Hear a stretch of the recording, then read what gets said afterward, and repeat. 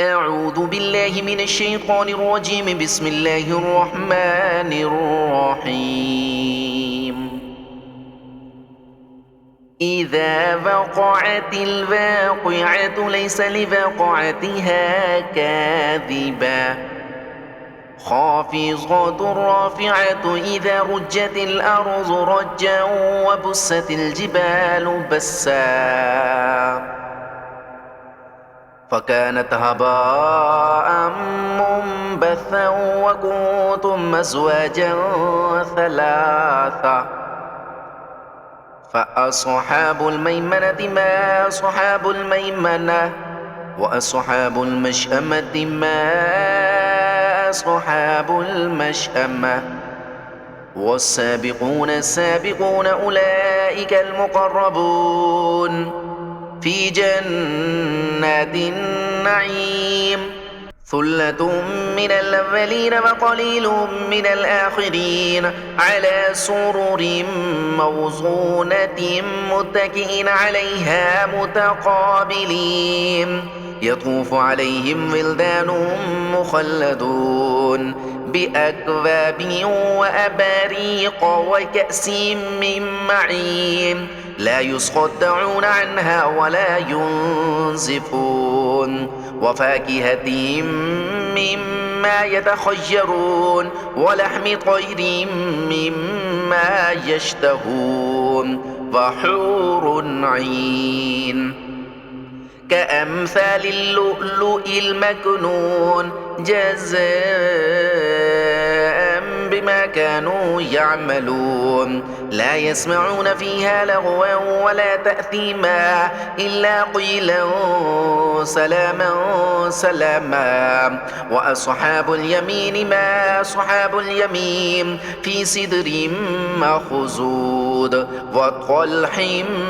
منضود وظل ممدود وماء مسكوب وفاكهة كثيرة لا مقطوعة ولا ممنوعة وفرش مرفوعة إنا أنشأناهن إنشاء فجعلناهن أبكارا عربا أترابا لأصحاب اليمين.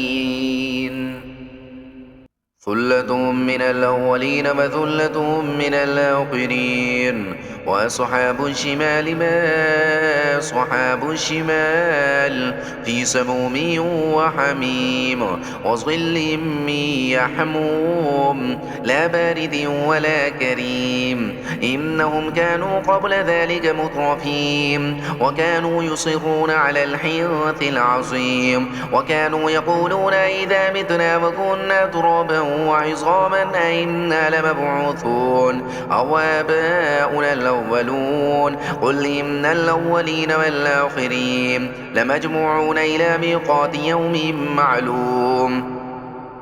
ثم إنكم أيها الضالون المكذبون لآكلون من شجر من زقوم فمالئون منها البطون فشاربون عليه من الحميم فشاربون شرب الهيم هذا نزلهم يوم الدين نحن خلقناكم فلولا تصدقون أفرأيتم ما تمنون أنتم تخلقونه